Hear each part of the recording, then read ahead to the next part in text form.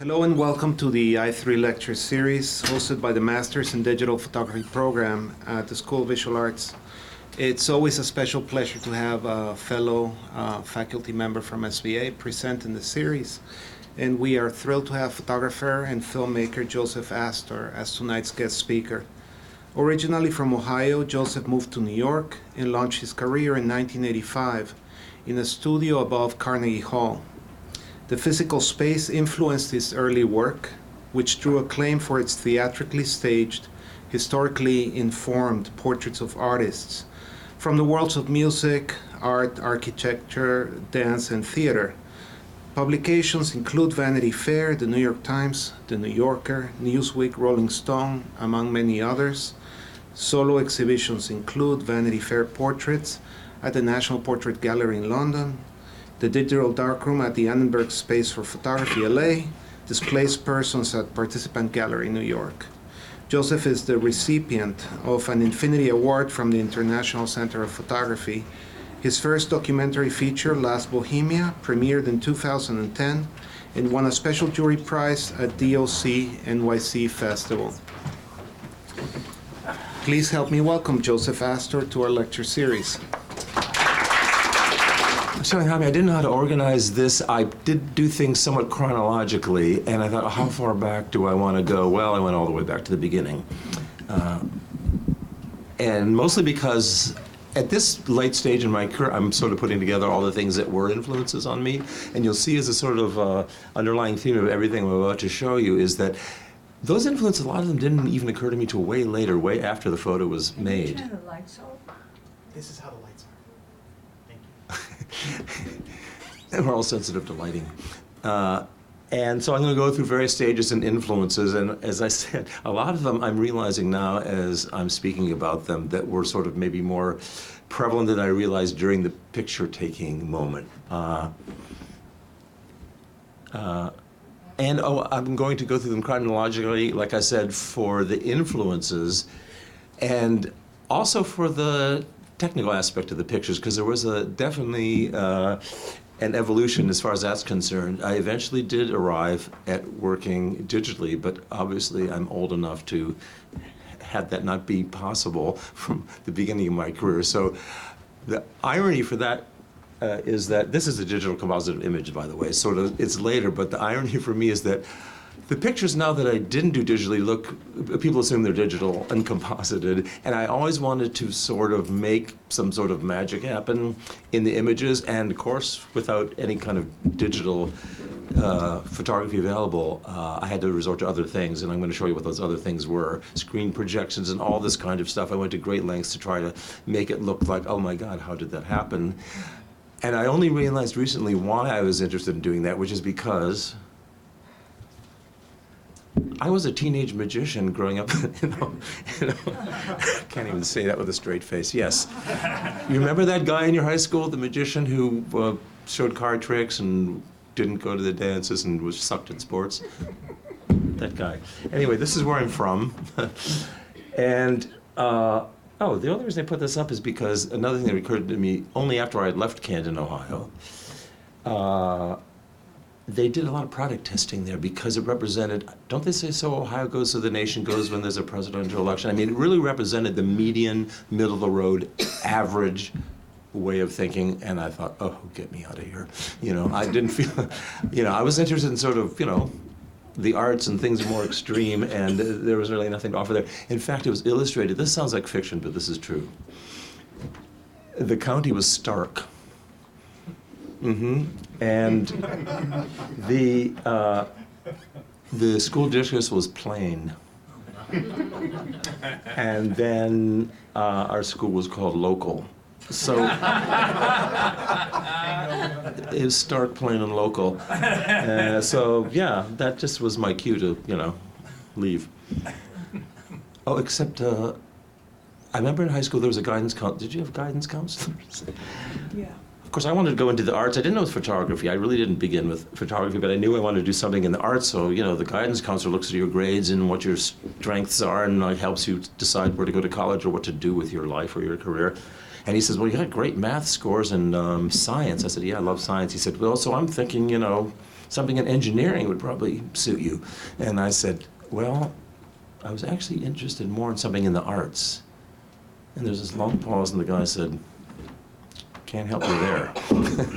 So I left and went to school. That's enough about Canton, Ohio. Oh, one more thing. So I remember watching, I forget what it was, but it was something on television, and Marilyn Manson was performing, and they interviewed him afterwards. And they said, Marilyn Manson, blah, blah, blah. They didn't know what to say, and they said, where are you from? He said, Canton, Ohio. And my immediate response was like, oh my God, Marilyn Manson from Canton, Ohio? That was not my response. My response was more like, Marilyn Manson? Mm-hmm. I can see it, exactly. I wouldn't have overreacted to that degree, but I completely get it. Okay, we should begin. So I suppose, like most photography students, you go away to school, and if it's not, if it's far away from your hometown, the minute you go back to your hometown, there's a sharp perspective. It doesn't look like the place that you remember growing up, and you have this kind of, I'd say, from what I told you about my reaction to the town, it was a little bit of a perverse sort of perspective. And at this period of time, this is like the mid-late 70s, everyone wanted to be Darren Arbus or Walker Evans or things like that. So I went back to my hometown and I took pictures. At that time I did, not recently. And I guess it shows how I felt about the place. It's a bit grim, but it was like everything else in the sort of, you know, late 1970s. But obviously there's a particular slant to these pictures. In other words, they look particularly desolate and grim, and it was me just laying over these pictures how I felt about the place and why I justified leaving it, you know, Diane Arbus pictures. So this is very early. This is before, maybe it was, I think I took one photography course. Oh, I know what that is. I almost forgot. So to jump around a bit, I did apply to art school, and I went to art school with no interest in photography, not even thinking of photography. I studied art history and painting, mostly art history.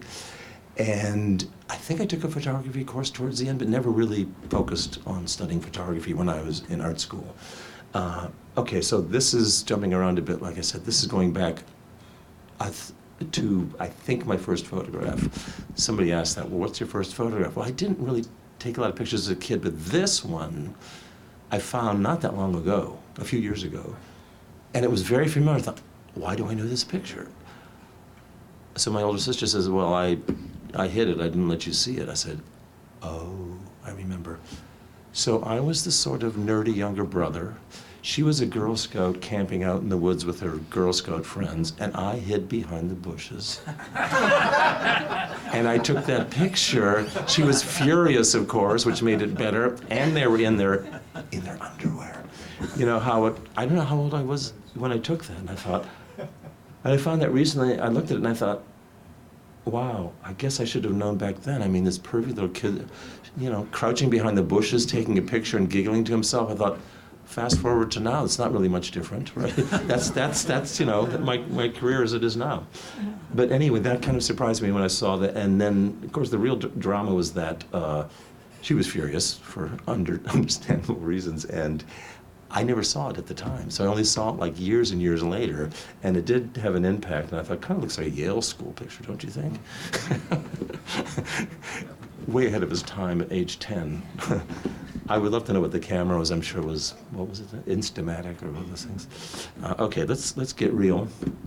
Fast forward. Oh, I wasn't going to show this. There's a story connected to this. Let me know if I'm going too long. But this is key. I think this is pivotal to sort of the rest of the pictures I'm going to show. I worked in the framework of the assignment world. I was given assignments by various, whatever, magazines or things. This was a very early one. I was lucky and terrified. It was Vanity Fair, and they asked me to photograph. This is a very, very young Uma Thurman. Yeah, I don't think she was that known then.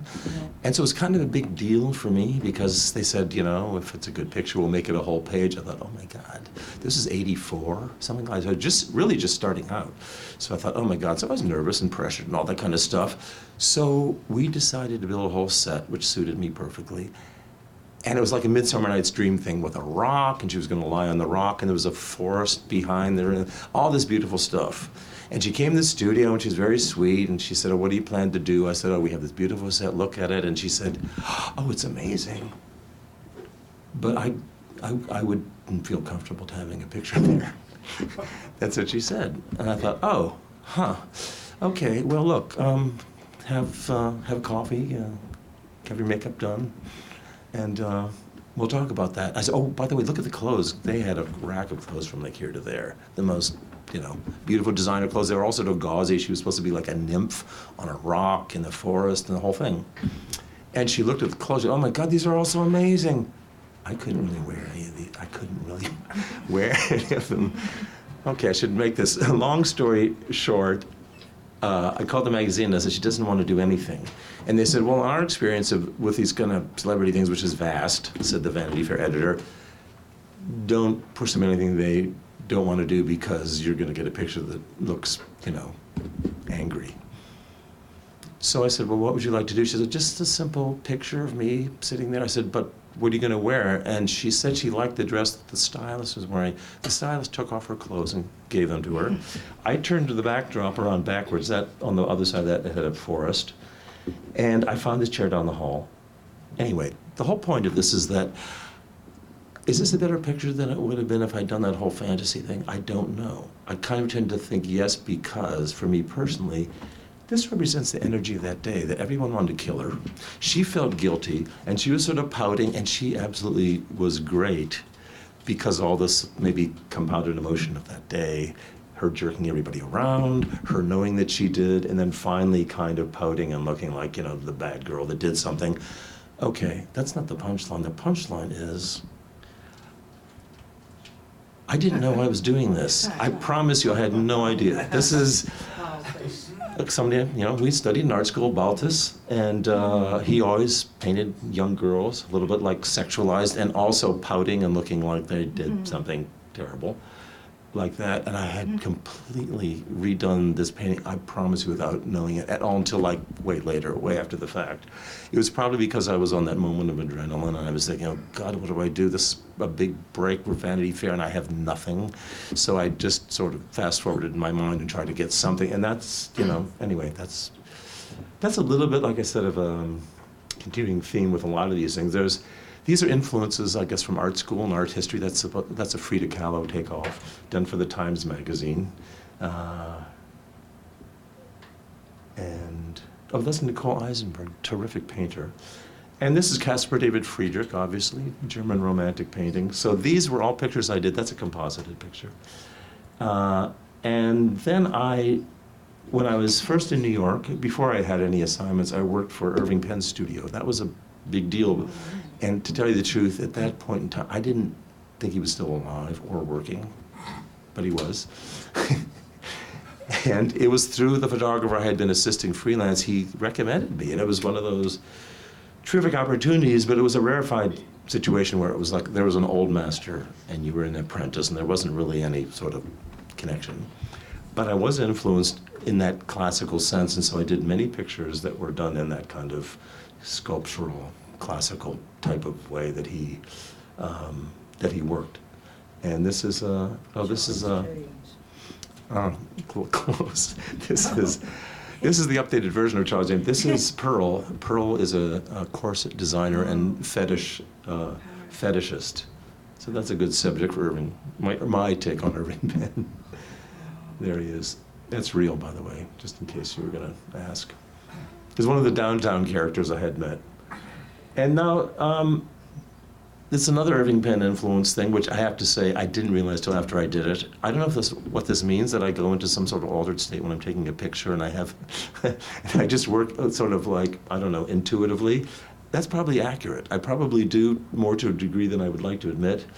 But this is, I don't know if anybody saw this film from the 80s called Paris is Burning. I was in a cameo in that film because the filmmaker was a friend of mine, and she had me photograph one of the girls from the drag balls in Harlem. She came to my studio. That's Octavia Pemberton Saint Laurent, in case you want to know. I had no idea I was doing that, but I did once again. So I think my art history professor would be very happy to know that I digested and ingested this stuff, and it really remained in my semi-consciousness for all that time, and then kind of came out at the right moment. I couldn't have recalled it consciously if I had wanted to, but there it kind of emerged. I don't know why that's there. What is that? Oh, that's, this, actually, this was I guess, was this, I don't know what that's doing in there, but that's, it was a portfolio of architects for Vanity Fair. It was a very good assignment. There was the architects of the day, the prominent architects of that day. One was this, in the 90s, maybe. Philip Johnson, obviously wearing the PPG Plaza from in Pittsburgh. And there was a number of architects. I should have brought all of them. I didn't realize this one was in there. And I still don't know what this has to do with the rest of the pictures, but there it is. It's Philip Johnson. Aha, next big influence. So what did we have? We had Ohio, we had a magician, we had art school, we had Irving Penn. And Irving Penn, I was able to realize and maybe express sort of what I liked about his work best in the studio that I found by accident. I was just telling Jaime that, you know, like everybody else in the 80s, I lived in the East Village. And everyone was having a very good time there, so there was really no incentive or impetus to sort of get real or have a career. I was a photo assistant. And so I went to the Pyramid Club happy hour. And I was, I guess, complaining or ranting about, I gotta stop being a photo assistant. You can't be a career photo assistant. I really should probably get more serious. I don't feel like it, but I should. And I get a studio and, you know, that stuff. So I promise you, there was a guy like 3 stools down the bar who said, "Oh, what'd you say?" I said, "Nothing, I'm just venting." He said, "No, I'm moving out of my studio. You should check it out." Well, it was this place. Do people know about this artist colony from Carnegie Hall? It's very, I mean, New Yorkers sort of know, but I made a documentary about the place, and I realized when I did that very few people, even like dyed-in-the-wool New Yorkers who kind of knew everything. It had its heyday maybe a while ago, so maybe that's why, but there's a 19th century artist colony, I swear, on top of Carnegie Hall.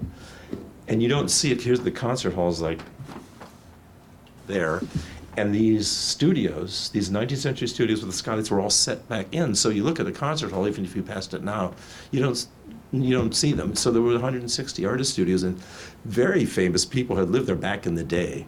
You know, all the sort of most important dance people, Isadora Duncan and Agnes Mill, all that kind of stuff. And there's Actors Studio, all that thing. I came a little bit after the fact. Maybe that's why there was a studio available. It was sort of on the downside. But that was my skylight, and there I am tied up. But this is what the studio looked like. I know it was really like, if you've seen the opera La Boheme, and these kind of studios, it's really more of a European style, I suppose. You know, of atelier, it's not like a New York loft or New York space, and it's designed like that with this pitch ceiling and skylight. So when I saw it, you know, I did think in terms of like Irving Penn and that perfect northern daylight. So that's, I think, a big influence, and maybe one of the reasons I decided I should be really stupid and practical and take the place, even though I didn't have any work and couldn't pay the rent. It was really a leap of, I don't know, a very unwise leap of faith, but it did work out eventually. Oh yeah, there's the other side. So yeah, it was inspiring, I suppose. I think you mentioned this in the intro, that I wonder if I didn't go to the Pyramid Club that night, if I would still have been working in that stage set piece kind of way, how much of that was influenced by this space that I found. Would I have been a street photographer? Maybe not, but I don't know. I still don't, I'll never know the answer, but anyway, this you can see, the reason I'm showing you these things is because that space was a big influence, and I did sort of do constructed set pieces, and there was the natural daylight. Although I should tell you that, yes, it was an influence on a lot of pictures, but that didn't last long. I installed blinds, shut off the daylight, and started to do other things. But anyway, that was the initial take on it. These kind of pictures. This was I guess that's a good example of analog special effects. This is one frame of film with many exposures. It was an assignment. I worked for a dance magazine, and it was great because they didn't really ask me to do anything except, I don't know, photograph the person that they sent over. This is Mark Morris. Oops, very early on. The point of showing you these is that it was all one frame of film. In other words, I would wind the film back and keep exposing over the same film and ask him to choreograph himself as if he were a troupe of dancers. So I never saw the images all put together until I saw the contact sheets. But it flipped me out how accurate it was. I mean, this guy was the genius of movement, which I saw firsthand. What, Yeah. what was the format? This was a Hasselblad 2 1/4 black and white film, you know, and I would say, okay, click, and he says, okay, next frame, click, next frame. He says, okay, now turn the frame. He directed the whole thing, which was great because I thought, what am I supposed to do? Tell this genius of movement what to do and where to hold his head? I couldn't. There was not much direction I felt, you know, that I was able to give him. So I did invent this, I guess you'd say, collaboration in a way that I would do this technical trick and he would do the rest. So I feel like I can't take credit for the thing, but he did all that. Oh, good. There's the contact sheet. I forgot I had that. So he did all those things, you know. He said, this is M.C. Escher going out of himself. This is like Edward Muybridge. What else did he do? Oh, this is the accident victim. These are the people running away from the accident. I mean, he did all these scenarios. It was impressive, and I felt like sort of humbled. I thought, well, I don't feel like I really did that shoot, to tell you the truth. Oh, and this is the same kind of thing. This is all analog, we're not at digital yet. This, actually, what was that guy's name? The art director from Vibe magazine, George Pitts. George Pitts, thank you. Used to teach here. Terrific guy, not with us anymore. But he gave me an assignment to photograph KRS-One, who I didn't know who that was, he explained to me, the granddaddy of rap music. And I said, really, you want me to do that? He said, yeah, when I told the editors that I had assigned you, the whitest photographer in the world, to photograph KRS-One, they just had no faith in me. I said, well, why did you do that? He said, because he's a very spiritual guy, and he does meditation, and he's very involved in all his chakra points of light and all this kind of thing. He said, and I just think the way you can use light, it'll work out. So on that level, and I don't think most magazine assignments aren't sort of given that way. I have to give him credit that it was done sort of on a level of technique more than it was on sort of how close in proximity you are or how knowledgeable you are about the subject. It did work out very well. So this is an analog picture. The background is painted. It was meant to look like, you know, that street kind of long exposure thing. And he had a flashlight with a gel on it. And all I did was, just like the Mark Morris thing, I said, this is going to be up to you, you know. We'll photograph the background, one exposure, we'll wind the film on, and then take the flashlight in a dark room and do whatever you want. You can move it, it'll make a streak. If you hold it very still, it'll sort of burn out in a big yellow glow, but if you move it fast, it'll be more orange. And he did these things, which it sort of looks like I thought of it, I didn't. This is all him. Is there another one? Yeah, he did all these things. Yeah. And he did one where it was coming out of his, yeah, there's his, I guess, chakra points. Oh, there was one where he held the flashlight in front of his crotch and just held it there for the longest time. So there's this big burnout glow. They didn't run that one, but anyway. So that is another sort of solution to assignment dilemma that I did, maybe against odds, make it work out by sort of inventing a collaboration that I could have and meet the subject halfway. It really worked in those cases. Yeah, so that's that, all analog. Oh, and I guess this is the beginning of the sort of evolution of how I used backgrounds and sets. As you can see, I did stray away from the Irving Penn daylight sort of plain studio, and when I first moved into that place, I thought, oh, I'll just have a camera and the skylight and then the gray wall, that'll be it. Well, that didn't last too long. I used painted backdrops. This is Haruki Murakami, very famous Japanese writer. And the baseball bat had something to do with the book he had published at the time. I forget the name of it. So that was me doing a sort of a surreal picture with a painted backdrop that was a little bit photorealist, even though it still looked painted. And I was unhappy with that it looked like a sort of theatrical painted backdrop. I wanted to look like he was really there. And I got to that later, but I had took a few steps. So after the painted backdrops, I just took a black and white photograph that I had taken and made a big print of it and just stuck it on the wall with tape and then put someone in front of it. And that was the next evolution of the background and trying to make someone look like they were someplace else other than where they were. Somebody asked me, they said, why do you want people to be somewhere where they're not? God, that's too existential for me to even answer it. And he said, do you have agoraphobia? You never leave your studio, but you make these locations inside the studio without ever leaving. And I said, yeah, I don't want to analyze that, but probably. There's a writer, Carl Holmquist, a writer and artist, standing in the middle of a highway. This is a painted backdrop. This is one of the Vanity Fair architect pictures. That's Cesar Pelli. Yeah, and an obvious painted backdrop, and that's one of his buildings. So yeah, I looked at these things and they were fine and everybody's happy at the time. This is what, in the 90s, but I did want to sort of have the suspended disbelief or belief that the person was actually there with a painted backdrop. It didn't work as well. Is this, now this, this. So this, I guess I could claim it's not a digital picture. It was the Times magazine and they did use it on the cover. And they said, we have to do one thing, we have to change one thing if you want it to be a cover. I said, okay, what is it? So the set, this is sort of dark, I don't know if you can see. It was a room set, we built a sort of forced perspective room set. It was very kind of basic. And this was for an article about a rare sleeping disorder called parasomnia. And it wasn't like sleepwalking and it wasn't like, nightmares or all those things. People did things that they would have never done during their waking life. This woman is eating a raw pork chop. The cool thing about this assignment for me was that it was a science piece and I just illustrated what was in the text. I didn't have to make up anything weird at all. I mean, she was eating a pork chop. She would go to the refrigerator at night and, eat raw pork chops. And there was a couple other pictures in the thing.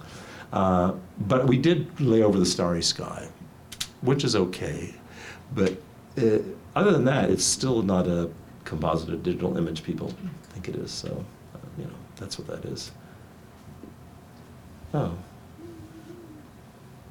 I don't know what that's. I tried to make these in some sort of sensible order, but you should buy their music. That's the Rasputin. It's a terrific group. Oh, and here is, I just call this, this is a great example of working within or around the framework of an assignment. Some people mistakenly would say to me, like for that parasomnia picture, oh my God, you get the best assignments, it's so cool. Like, oh, of course they're interesting and anybody could do something weird or interesting with that. They didn't ever ask me to do that. So in other words, it was sort of a little bit of a little bit chancy, some of the things. This was a very creative picture editor from Metropolis magazine who gave emotions to a group of photographers and she said, I want you to photograph either an interior or a building or a street or a city, since it was Metropolis magazine, that coincides with this emotion. And there's an interesting group of photographers. I mean, there's Sugimoto and Gregory Crutzen and all those kind of people. I'm not in the league, obviously, but there was an interesting group, and they all had an emotion. And she gave me the emotion that was rage. She said, rage in the way it's not exploded, but it's sort of repressed and held in. And I thought, who in their right mind would design a building with that feeling? Anyway, this is sort of revealing the punchline, but I didn't know what to do, and it was almost the deadline, and I was watching television, and this, whatever year that was, they arrested a Unabomber, and I remember seeing this flatbed truck, and the FBI had his outpost, and they were driving it to D.C. from, where was he? Utah, Wyoming, someplace. And I thought, well, I wonder what that looks like. I wonder what it looks like inside. So I tried to do this, for me, a fictionalized version of whatever the Unabomber's outpost looked like. I know he didn't have wallpaper. I mean, I just, like I said, I went off on a few tangents, but we do have a chemical storage tank. We have a bottle of Jack Daniels. We have marshmallow fluff. We have the parcel post package, a lot of things, the gun rack. And it was a miniature. I know you can see that, obviously. It was the set was about like a foot square, so it was tiny, miniature stuff. And I guess an exercise in OCD. I mean, it took a long time to set that up. But for me, it worked out as a solution to that assignment. I think there's another one of those. Oh, yeah, there's one. This was an embassy bombing or book burning or something like that. Also done in miniature. Rage. Okay, next technique. So we did what? Painted backdrops and photos enlarged on backdrops. This is something I'm very proud of because I don't think any one still photographer I know used this technique called front screen projection. It was used mostly in Hollywood for films, and this is old technology because green screen replaced it. In other words, you have a subject and you have a slide or a picture, and you project it, and they're in front of it, and that's about it. I think I have a diagram to show how this is done. It's a bit complicated to explain. But I love the idea of getting, like I said earlier on, I wanted it to be more and more real, really look more and more like that person is there. Or you aren't quite sure. At first off, it looks like that person is there, but then you're not quite sure. That I really liked about that screen projector. The screen was a bright 3M Scotch-Lite material, and it kicked back, I think, 1,200 times the amount of light of a normal projection screen. So it really lit up and looked really like, the sky could be lit. So that's what made it so real. And then if you wanted to, you could try and match the ambient light of the background on the subject, because you light the subject with studio lights. And I guess that was the trick. If you want the subject to look like they're in the scene, then you sort of try and match whatever the ambient light is on the face, which I sort of did with this kind of suffering Joan of Arc fashion picture, or whatever that is. And there's another one, another screen projection. This is the singer Anoni. He became very well known. He was part of the East Village group that I was in. And he actually curated a show of mine not long ago. This was I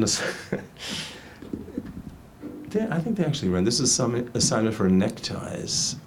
And I kind of did this double suicide kind of thing. And I thought it was beautiful, and even though it might have been a little macabre, whatever. And they did run it, but I guess this was one of many assignments that I realized I just thought it was beautiful and terrific, and I thought everyone was going to feel the same and like it. That was almost never the case. I had a lot of rejected pictures not because I was trying to do something, weird. I just thought it looked great and not that weird, and they a lot of times would reject the pictures I've done, and I was surprised. So people a lot of times would give me credit for having all this integrity and doing my thing and sticking to it. That wasn't the case at all. There was no integrity involved. I was just doing what I thought they would love, because I loved it. They didn't love it a lot of times. Maybe they didn't publish that, I don't know. And there's a screen projection. This is what I call a personal shot, I guess. This is a friend of mine who was in, a fashion show called, I forget what it was called. But she's quite an exhibitionist, and she was wearing this thing during Alternative Fashion Week. And it was not far from my studio, and I think I really missed the shot because she says, I'm coming over, you gotta photograph this, and she walked on 57th Street like that. That was probably the picture. Anyhow, she's quite a spirit and a muse. The shoes are amazing, the hooves. So that was, I thought, an ideal moment to try my screen projections. Even though this is a perfect case how the subject is lit with very dramatic studio light and does not match the sort of flat daylight, but who cares? And this is a musical group that I met when I was teaching up at Bard. There's these sound artists who do these terrific drone music, and they asked me to do an album cover. And this is one where I sort of revealed where the screen is. I thought, oh, who am I faking out? So you can see the screen there, the edge of it. And they're doing their thing, whatever they do. And this is part of the exhibit I'm going to show you more later, part of the exhibit I did that involved a lot of screen projections. I had taken that picture of the Howard Johnson. Is that still there in Times Square? Probably not. Is it? No. I remember taking a picture of the old Howard Johnson sign with the neon thing. It was so terrific. And then I took a picture of this where, if you get on the side street, and this is where all the sort of out-of-town tourist family goes, because Howard Johnson's familiar. You have your clam plate and your hot fudge sundae, and you're good. But next door to it is the Gaiety Burlesque Theater. Nobody knew that, why they're eating their hot fudge sundae, and that was all going on just above, and the chandelier was shaking a little bit. But I kind of thought that was a great image of the old Times Square. It's not there anymore. And these are two artist friends who helped me curate an exhibit, and they decided to, pose in front of it. There, that's the picture I took. By the way, 2 1/4 Kodachrome. Those were the days. That's what that was. And this is how it started out. I was just fascinated by that sign, and so I took a picture of that and didn't think anything was going to go further with it. A lot went further, and I'll tell you when I show you pictures from the exhibit. Oh, that's another piece of the parasomnia, obviously, I guess. Is that obvious? The sleeping disorder illustration. I guess it's obvious with the projection. And I forget what that was for. Oh. This isn't the original. The original had a guy standing in it because it was an assignment for Vanity Fair, photographing the guy, or the two guys, so the scientists who discovered the hole in the ozone, whenever that was. The ozone hole's almost closed up, right? No. And the reason I'm pointing this out is because Vanity Fair has this kind of obnoxious thing. At the end of the year, they have what they call the Hall of Fame, all the people that they think, the movers and the shakers of that year. Who cares what they think? It's like sports people and movie star people, and they never assigned me those things. They had a scientist, and I was thrilled because I'm a science nerd. But my agent at the time said, "Don't do that." I said, "Why?" She said, you are associated with the sort of level of subject matter, you have to photograph these high-powered people. I said, "I'm not interested in that."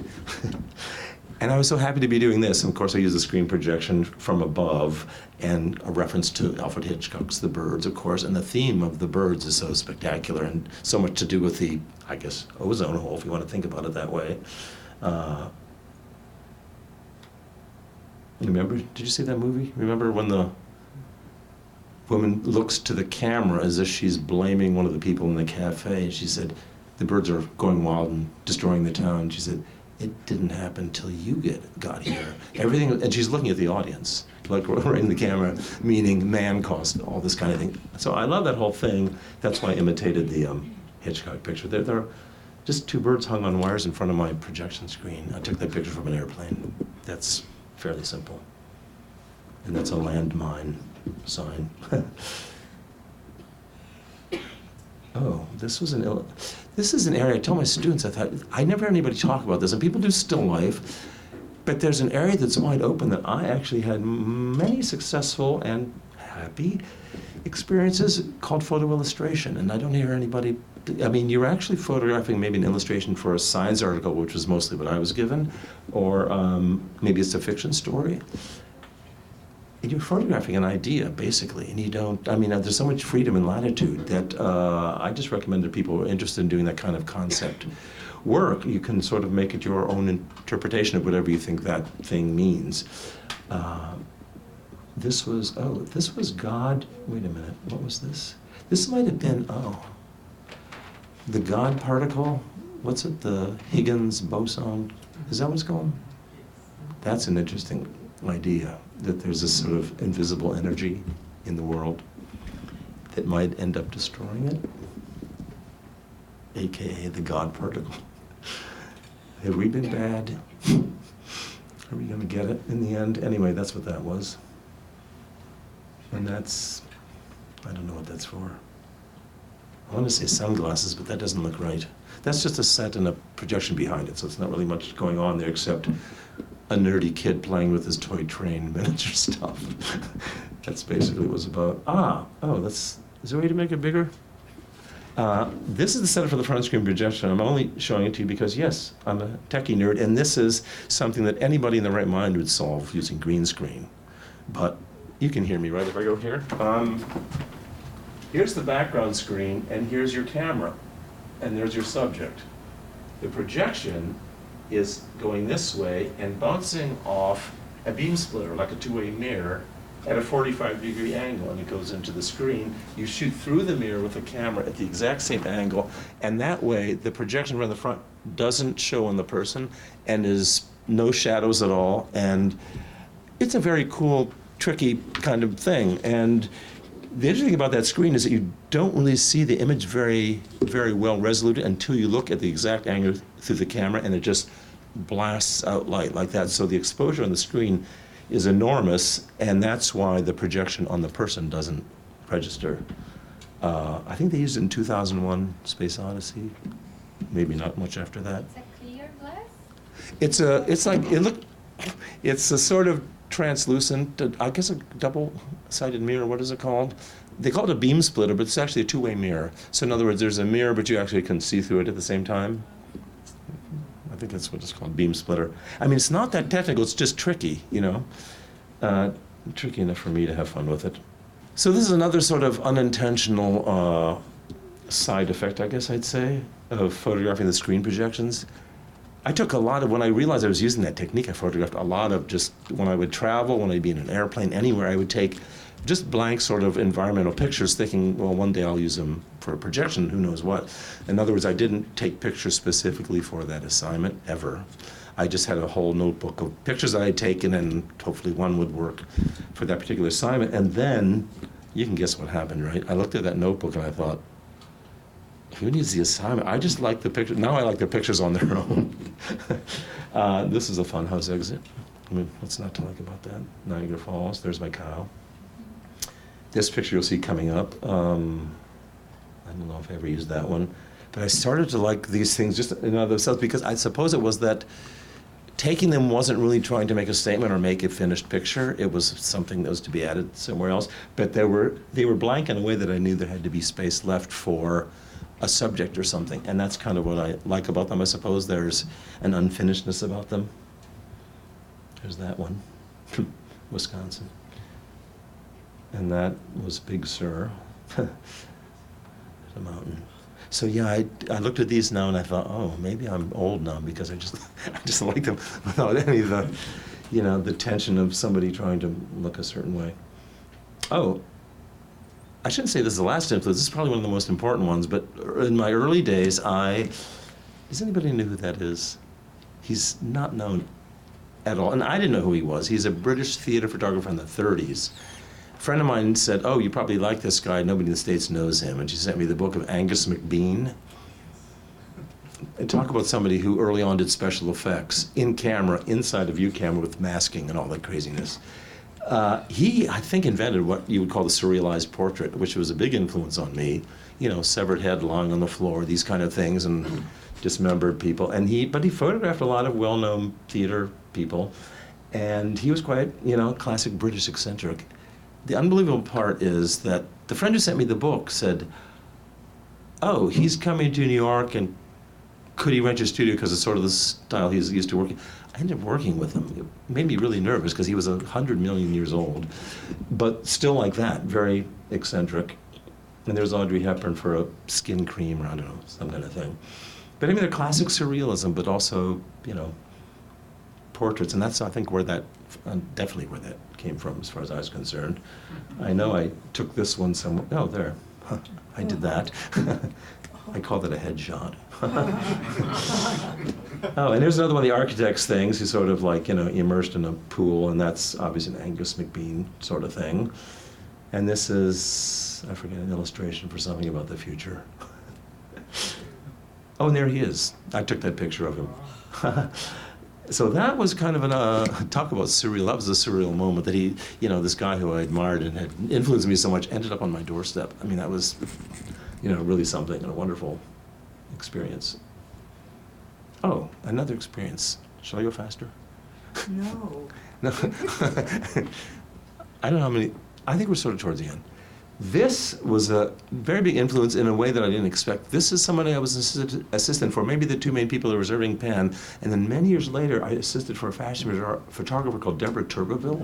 Yes. People know her, good. Yes. Oh, good. There's any of the younger folks? No, Deborah Turbeville. She was doing things at that time that were more avant-garde than anyone was doing. And she was sort of like the bad girl of fashion. Do you know what this is? This is something she submitted to Italian Vogue. We were doing the shooting. This is a Polaroid, and Polaroids at the time, you needed to coat them, otherwise it gets scratched up. So she sent this scratched up old Polaroid in an envelope with a piece of tape as her photo shoot. I mean, that's you know, a strong-willed lady. And I suppose I learned most about how to make sure that the picture you intend to take is something that you end up with and you aren't sidetracked by. The editors were screaming at you to stop doing that. It's depressing. They would do that all the time when I was working with her. They would say, you know, Deborah, the models are lying on the ground. It's not good for the clothes. It's depressing. Stop doing that. And she just kept doing it. I'm going to show you the influence on me. The way she placed models and the way the model's attitude was like something I thought was, you know, interesting. Oh, sorry. That's me. That's a composited picture. Hello, digital. And the Times complained about this, men's fashion or something or other, and they complained because the digital budget was a little expensive. And I said, yeah, but you got a location without any airplanes or travel. And you got 6 models for the price of 2. I cloned them. So then they decided it was okay. Decided it was okay. But this is really my first experiment in compositing, and I really wanted to make it believable, like they were really there. And it almost works, not 100%, but at first glance it looks like they're there. They're not there. That's the Oregon coast. They were photographed in a studio. And here's another Tuberville picture. These aren't her most extreme. You probably can look her up if you don't know her work. There's some stuff that, I mean, with pins and tape over it and heads cut off. And I remember printing in the darkroom and making these beautiful prints. She said, oh my God, the print is so beautiful. And then she'd go rip. She'd like rip a piece off of it and just tape it onto another picture. You know. It was stressful working with her, but rewarding. And there's a picture I did that was obviously, you know, influenced by this kind of attitude or layout. That's also double exposure. And this is what was I going to say about, one of the things I did learn from her was that how she either directed or didn't direct the models. She got them to do these things, you know, like I said, they would lie down, they would stare out, and they would sort of arrange themselves in these formations. And people asked me that. They said, now, how did she have a repertory group of models that she used all the time? And I said, no. And I used a Deborah Tuberville technique with this because I didn't know what to do. This was an assignment for details, and it was jeans, and they had 1, 2, how many? 7? Sort of inexperienced teen models, and they were all self-conscious and like milling around, and we had our set and the whole thing. This was like composited later. But they were milling around in the set, and I said to my assistant, I said, you know, tell me if I'm wrong, but we haven't started the shoot yet, but it looks great. I don't think it's going to get any better. So luckily, I don't use flash, so I kept clicking, taking pictures, and they weren't aware, but they were doing what teenagers do, right? Looking around, the guys are trying to look cool, and the girls were gossiping to each other. And then after about a half an hour, I didn't say a word. This is a Tuberville technique, it's very perverse. They didn't know what to do, they were really uncomfortable. The art director came over and said, Joseph, what is going on? They need direction. I said, I know they do, they really do, but that's really what's making it look good. So after about a half an hour of really tense kind of, you know, no music in the studio, the whole thing, I said, what's that guy's name on the left? They said, that's Steve. I said, okay, silent for like 45 minutes. And then I said, Steve, could you lie down on the floor, please? I mean, that's Tuberville, that's not me. I mean, he just looked so spooked. He said, okay. And then we ended up with this sort of, I don't know, what, a teen sacrifice or whatever it's supposed to be. I was very happy with it. The magazine was not happy at all. And then I found out later why. Maybe it wasn't the picture so much, but not to sound naive, but I didn't really, I mean, they were all Armani X jeans. I didn't care about that. And it was something called advertorial. Do people know what that is? Editorial, you can sort of do what you want, I think, sort of more or less. But advertorial is halfway between. I think that the designer actually pays for the thing, and I didn't know they did. And as you can probably imagine, this was not in the image of Armani, the feeling of this picture, so it was never run. But here it is now. But yeah, I have to thanks to Tuberville for that. And also, you hear Alfred Hitchcock, a lot of film directors, it's a little perverse, sort of manipulating actors or subjects in a way that they aren't aware of to get a certain sort of response. That's what Tuberville did. And people said, is that how she did it? I said, yeah, and there's one other thing too. I mean, the look on the models' faces, they said, yeah, how did she get them to do that? I said, They hated her, if you want to know the truth. They were just like scowling and like looking miserable, and they were out in the cold for hours, and they just wanted to kill her, and that, you know, she got that look. Okay, I think this is starting the end part. There's an exhibit I did, I think I mentioned, downtown a couple years ago. And it was a lot of the, I think when Jaime gave an introduction, a lot of performance artists. That's what the main thing I did in portraits. Performance artists, dancers, writers, actors, and people like that.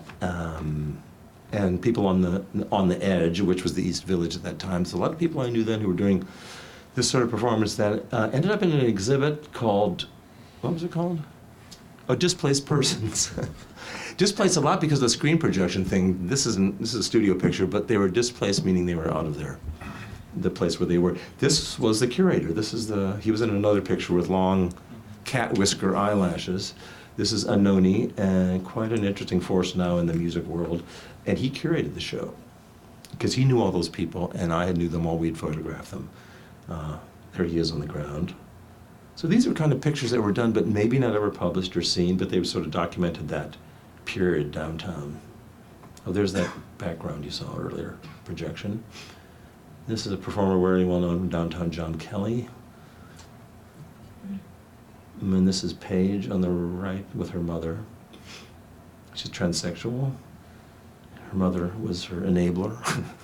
Her mother's proud of her. And this is another projection illustration I did.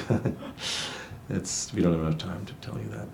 And this is one of the downtown performers also. This is a drag artiste who does Martha Graham.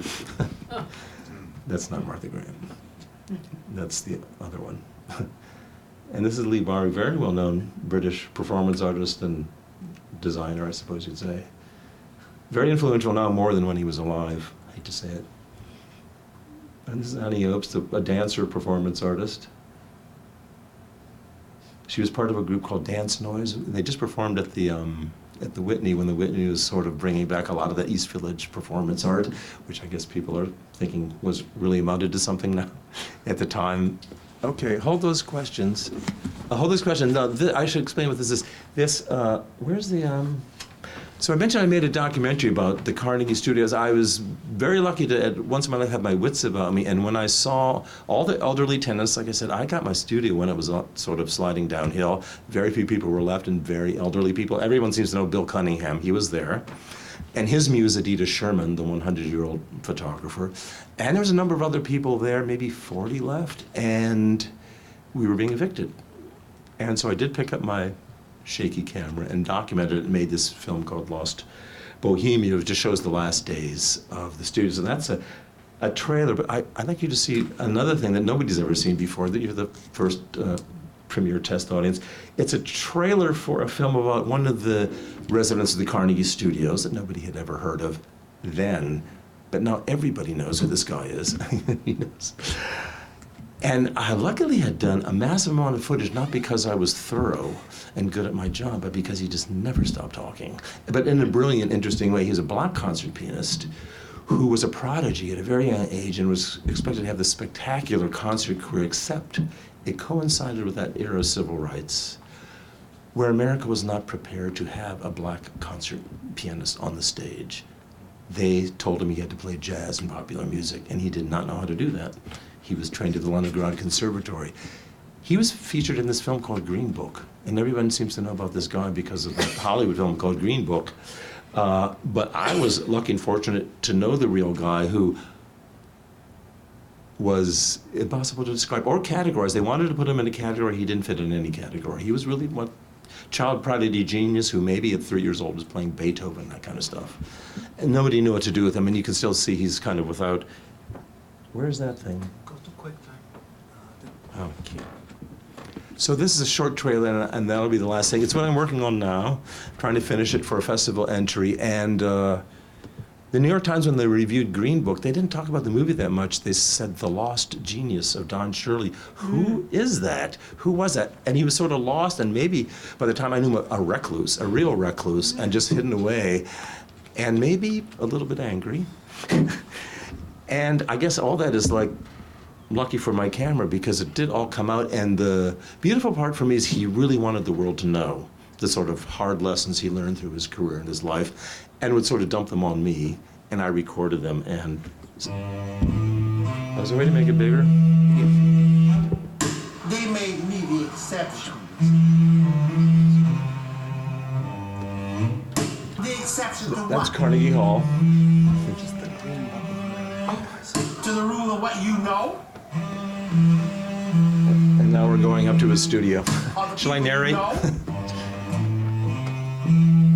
If you've seen the movie, you know that the studio But is. where I live, you'll find We a can lot of things figure I it told out. you. I'm a human being. I live here because I live here.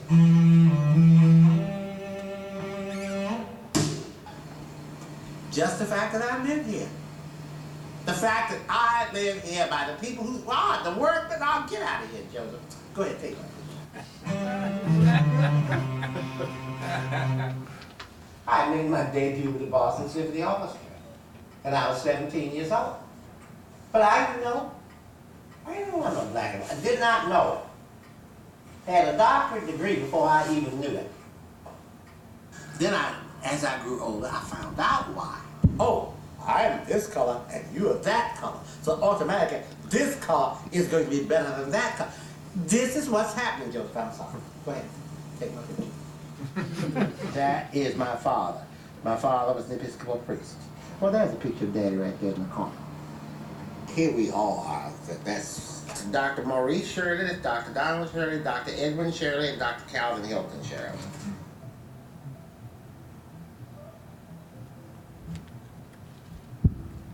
I was interested in music and art. That's all I knew. My career started on a folk song sung by Paul Robeson called Waterboy. The name of the piece was Waterboy because it was a big, I got a Grammy Award or something for it. It's a folk song, come on. I feel he told me he had some overalls and I said, no. Are you out of your damn mind? I'm gonna put that on, I don't wear things like that. They wanted me to look like a shoe shine boy. They've been trying to do that to me ever since I've been in this business. And my mother always said, what kind of brand new fool are you? And that is what I'm saying to myself when that was taken. Ah, come on in. That looks like Christmas in here. Well, now, that's just what I call myself doing. You like it? Have a new seat. My Chicago debut, that's when I played in Chicago at Orchestra Hall. Here I had an opportunity to have a career. And God knows that is something I'd always wanted. Trained for it all my life. Although I had to go through the back doors of the nightclub.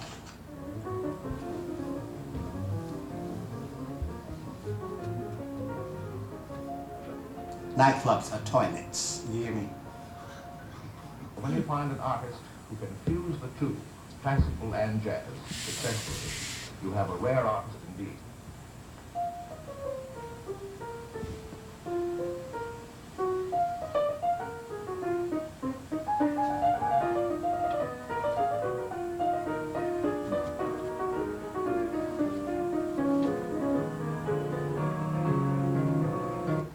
Everybody can't be first. They but one first. But why do we have to be that one? And how do we measure our firstness?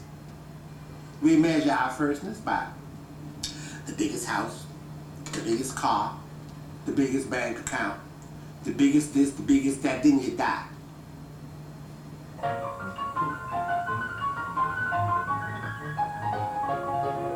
Don't drink this water. Don't drink this milk. Don't eat these eggs. Don't beef. Oh, get out of here.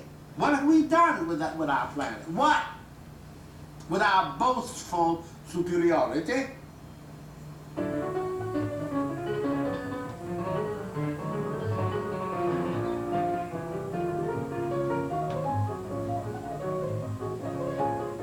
The whole idea of all the history of the plan, how it got started, was what? To protect our white woman. From what? Well, the African, a big beast, he's got a great big Peter or penis or whatever they want to. And the white women were saying, get back closer. You understand? every time you come up here, I start pontificating. But I'm telling you the truth. I guess I ain't got long to live. And I'm trying to get it all out somebody's ears so they'll know.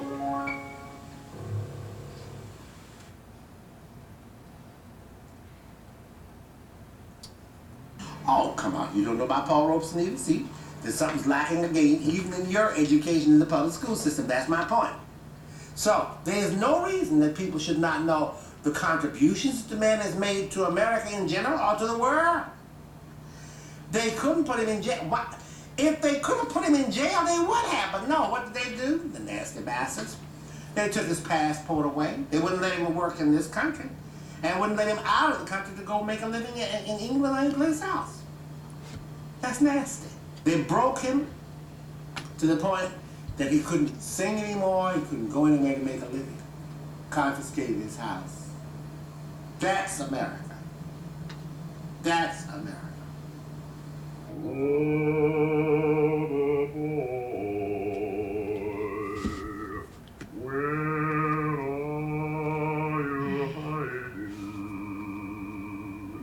If you don't come, I'm gonna tell you that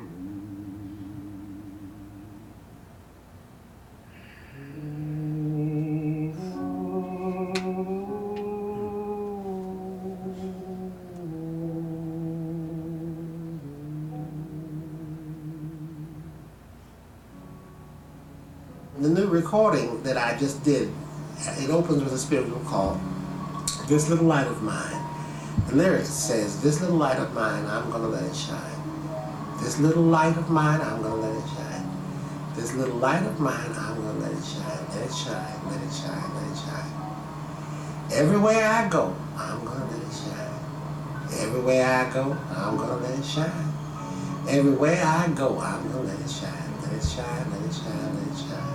All the live long day, I'm gonna let it shine. Let it shine, let it shine. I don't give a damn who said don't. I'm gonna let it shine. That's what the meaning of that spiritual is. It has nothing to do with religion, no race. That's the beauty of it. They ain't talking about white folks. They ain't talking about black folks. They're talking about human beings. That's what makes it so fabulous. Let me shut up before I cry.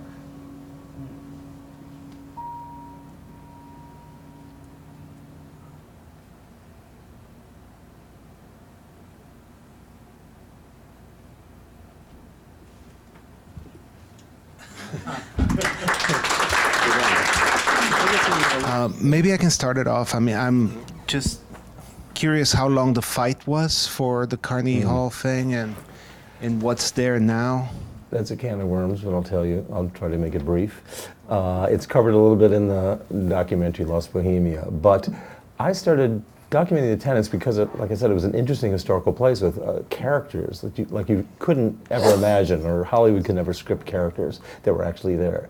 That's why I started filming it, and I didn't know we would eventually be thrown out. But sort of that happened during the time of filming, so it happened as I was, in the process.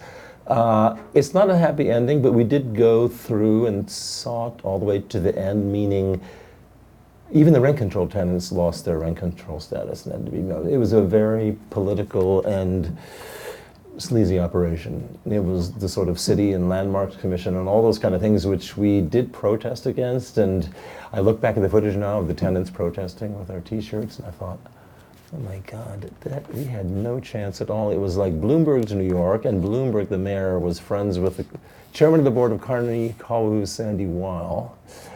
And it was a city-owned building, so the mayor could do what he wanted, and he decided not to. And the New York Times was even sort of in bed with all of them because they refused. We had great pieces in history and writing for them to print, but they never wrote about it. So people still to this day don't know that all the studios you saw, the skylights, all demolished, even though it's a landmark building. The skylights are all demolished. The interior's demolished except for a couple studios where they put a music school. And to this day, nobody knows that. So there's your sad answer. And I could go more in detail. It's just a rooftop now? It's a garden. It's a roof garden. It has nothing to do with anything except, they claim that Andrew Carnegie loved gardens or something stupid like that, and convince the landmark commissioners that that was what they really intended to do. It was, I wasn't naive, but it was shocking just to see all that sort of go through the landmarks hearings. So I guess just to sum up, I'm glad I did pick up my camera and document it. I had no idea it'd be the last record of that place, because it had been 1894, I think, is when those studios were built, right after the concert hall. So it had that history that went on that long. I'm curious, what do you think about the Hollywood portrayal of, the story? Because it's very different to what you just showed us. Like, I've seen the movie and I thought it was really, really great, but it's so totally different to what you just showed us. So what are some of your opinions? I'm glad you asked that, because there was a lot of press talking about the movie Green Book and how it portrayed Dr. Donald Shirley.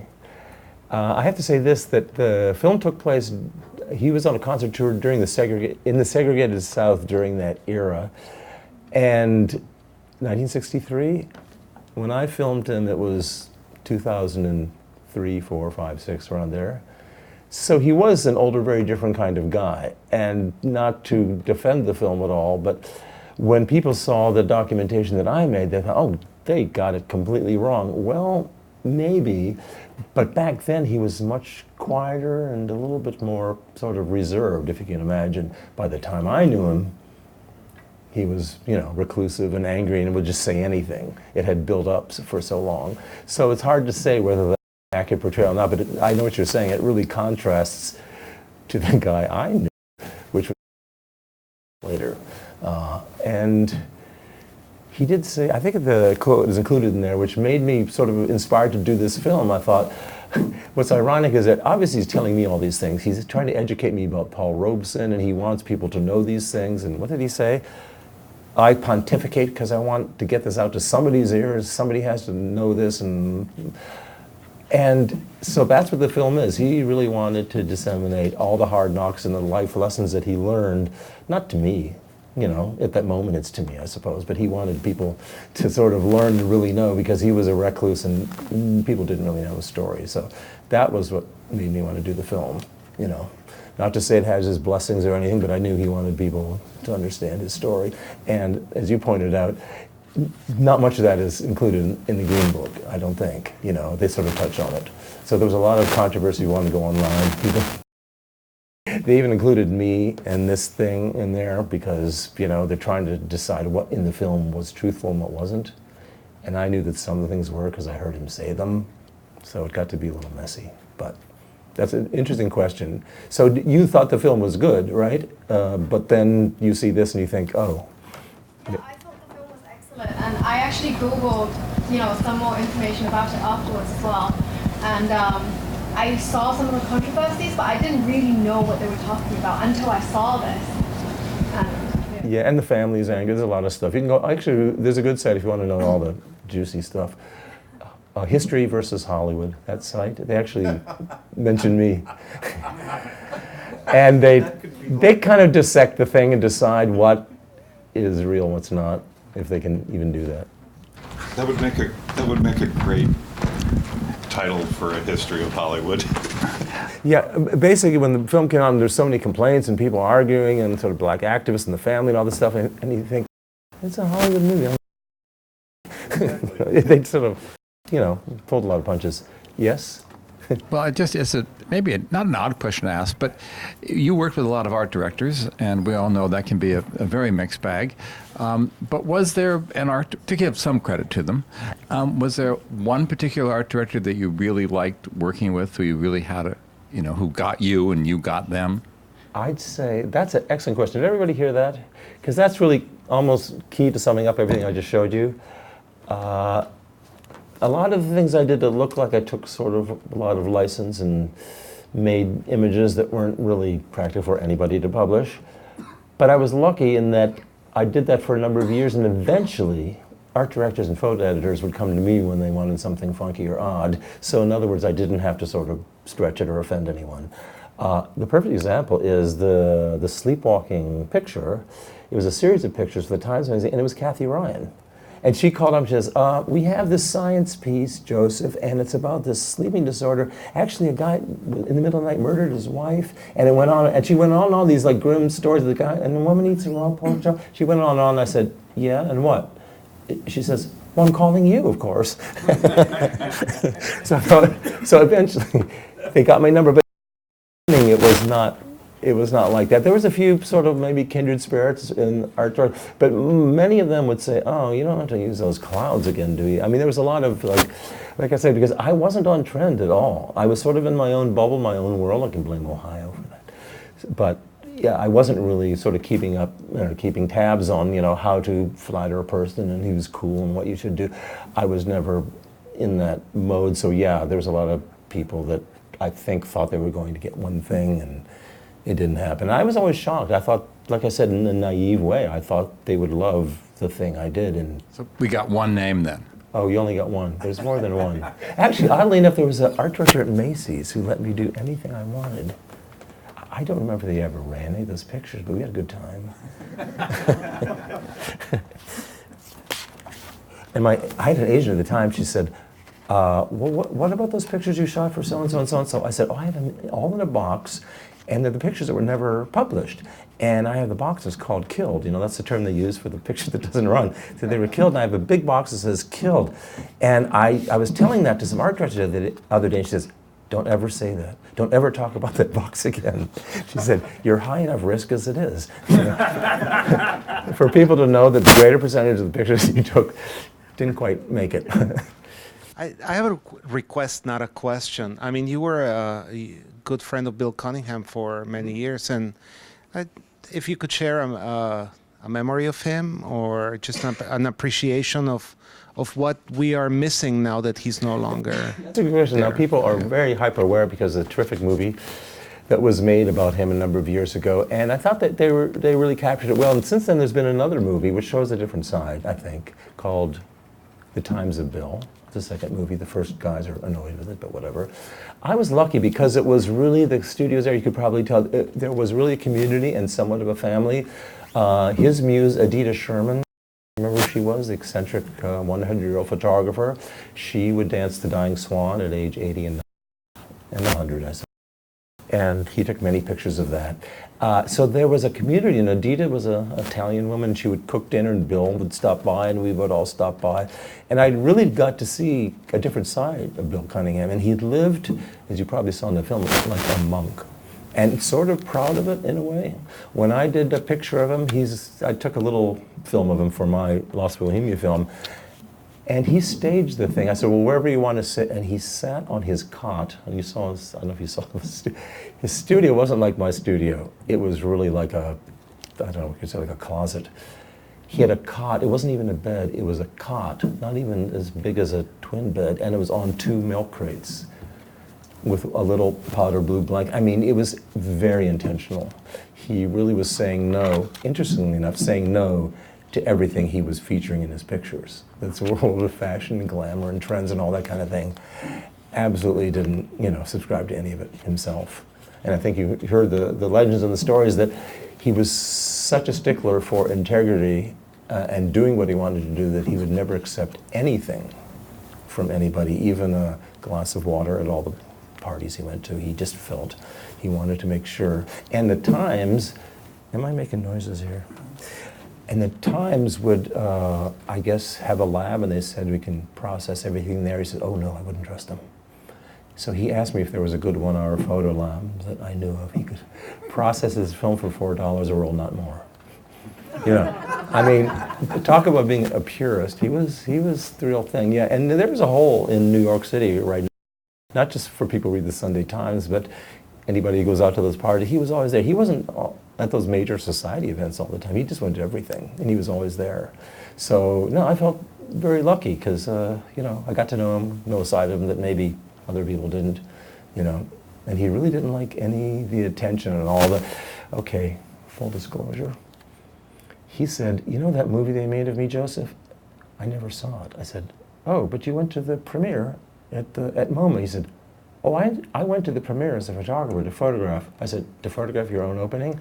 He said, yeah, I took pictures, and then when the film started, I left. I said, oh, you've never seen it? He says, oh no, I've never seen it. And he said, I agreed to do it only because, well, the Times was sponsoring it, but because I was absolutely certain no one would ever see it. And then when a lot of people did, he was really annoyed, because what he likes to be is a fly on the wall, the photographer that sort of hovers around, you know, and nobody sees him, and everybody knows who he is. So he was really furious about that. Very unhappy when that movie came out, because it just distracted him from doing what he loved to do, doing his street photography. Thank you for sharing that and for a great talk. Okay, thank you.